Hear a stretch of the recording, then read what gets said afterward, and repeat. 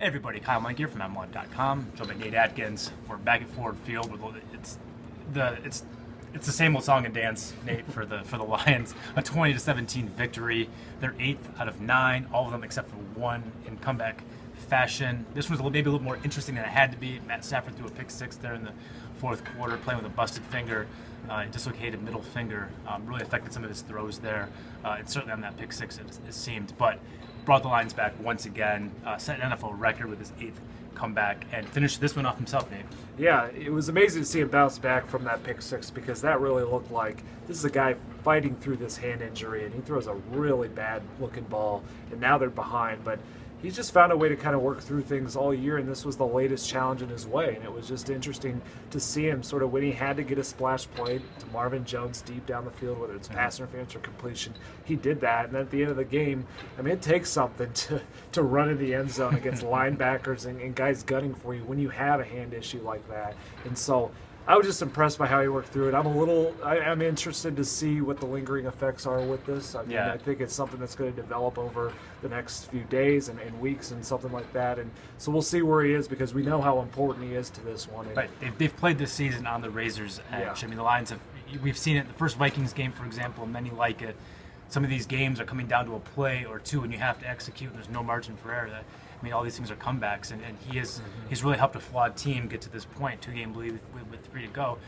But the flip side of that is, if he's not at his best, you have to wonder about the Lions' chances, and I do. And as good as you feel about this comeback and where they are now, I mean, for me, this season is more than just making the playoffs. I think at this point, when you have a chance at the number 2 seed, and as we tape this, Green Bay's really hammering Seattle, which would give the Lions that second spot in the conference. You have the possibility or the likelihood at this point of a home playoff game. And you have to be thinking about advancement in the playoffs. Right. And I wonder what a Stafford injury means, because in this game, you feel good about the win, but he was not the same.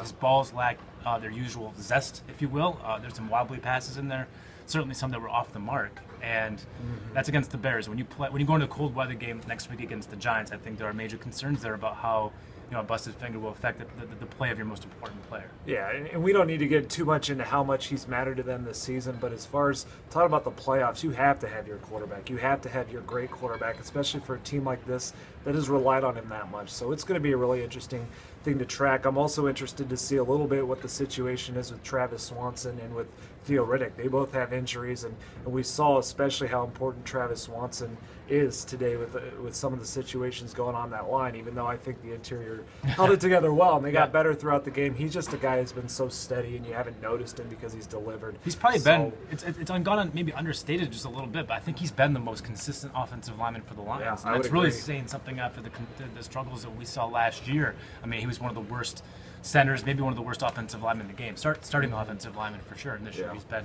probably the most consistent player. I thought Graham Glasgow actually played pretty well. I mean, he's really something else. He's a center who they threw at left guard, and he played better than their first round pick. Then your center gets hurt, and they throw him at center, and I thought he fared really well. I thought, as you alluded to, I thought the weakness was actually the exterior of the offensive line. You actually had one play where Taylor Decker and Riley Reed both committed holding on the same play, and Stafford was still sacked in the play, and they declined the penalties.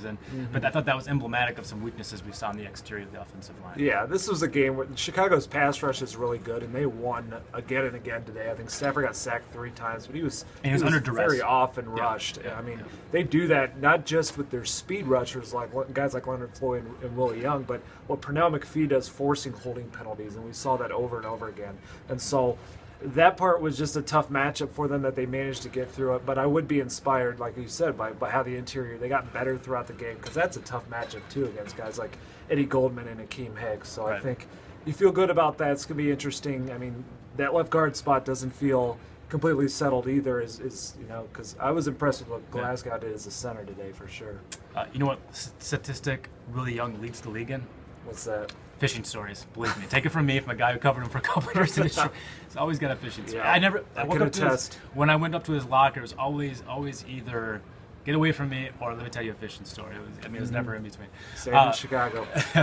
But with the running game, I thought the running game really helped. It really gave the offensive boost when they needed it. And Stafford wasn't at his best, and getting as much production as the Lions did in the second half. I think you saw some more holes from the offensive line. I thought they gelled a little bit with that new configuration in the middle, and you saw some better rushing lanes. and they were rewarded for it. I believe it was 58 yards rushing in the third quarter, which was roughly double what they got in the first half. And Dwayne Washington, I mean, there's a dichotomy there, because Dwayne is, when he's on the field, I think he's a really tough runner. He's the toughest runner the Lions have, even Amir Abdullah included. I think Abdullah's a better rusher, but Dwayne Washington runs for some hard yards. And I was really impressed with the play, Nate, where he caught the pass, fell to the ground, stood up at a standstill. He's just standing there. He gets hit by, I believe it was 3 defenders, and somehow moved the pile forward for a first down. I mean, that's how tough this guy is. But the flip side is he continues to get hurt. He suffered, I believe, at least his third, if not his fourth injury of the year today. Zach Zenner got hurt as well, and also gave up. I think he had the blown assignment on the play that led to the Stafford injury too. So I mean, there's some issues at running back, even though I think you saw some gains from the rushing game, which was encouraging. Yeah, and they've made up for that a little bit this year, just with what Stafford's able to do running the ball. But again, we're going to get back to that, his health situation. You don't want that guy out in the middle of the field if he's dealing with a hand injury. So it'll be interesting to see. They've done it all year, managing their flaws and getting through it. But this seems like it had added later. And just flipping it around to the defense real quick, I was really impressed with what they were able to do. They weren't getting a lot of pressure on Matt Barkley for much of this game, but in the fourth quarter, you saw Kerry Hyder get in there for a third down sack. You saw Ezekiel Ansah. He didn't get home, but he had a tremendous pass rush there in that last series, forced a holding call, which is basically the same thing, and nullified a huge game, which would have put the Bears in field goal position. Yeah, and the Lions' defense, it's at its best when you get teams behind the chains like that, when you make them try and drive. They were at like 1st and 30, then it was 2nd and 25. When you got to have Glover Quinn just sit back there and wait on some of those routes against Matt Barkley, that was the moment when they just kind of overwhelmed them, and a young Bears team kind of came out. But I was impressed by that. I was also impressed just to see DeAndre Levy out there. It's the first time I've ever seen him play, and I've been on this beat for a month now. But he was limited. I think he was definitely under 50% of the snaps, and I talked to him afterward, and he says it's an ongoing process. But he felt good today, and I thought he looked all right. He had 4 tackles, and you saw a little bit of that sideline to sideline run stopping element. And I think that's something they need.